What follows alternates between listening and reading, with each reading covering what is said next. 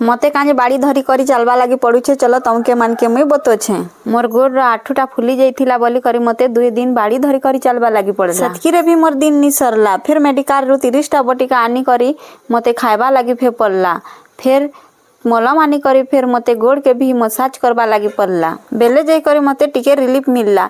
फिर मी भाबली केनता करी जल्दी चाली पारबी। सेथि लागिन फिर आमे मेडिकल रो संगे संगे घर भी इलाज करवा लगी पड़ेल। तो याडे देखि पारथबो हमर मंजू आगा जड़ी बूटी बाटबार रे लगी गले। आ टिके सेटा के हल्का गरम करी फिर आमे मोर गोड़ ऊपरे छाबार रे दुही लुक लगी गलो। गोड़ ऊपरे छबा हिथिबा जड़ी बूटीटा केनता नि पड़बा कही फिर हमर मंजू आगा गुटे कपड़ा आनी करी सिमाने बांधी देले। 10-20 दिन हला न मते बहुत सारा प्रॉब्लम रे फेस करवा लगी पड़ुछे। सेथि लागिन मी वीडियो भी बने नि पारबा। 6-7 दिन गला परे टिके टिके दरदटा कमी आसला। सेथि लागिन मुई देखि पारुथिबो चालबा लगी ट्राई करूछे। आ आगर अपेक्षा टिके टिके चाली भी पारुछे।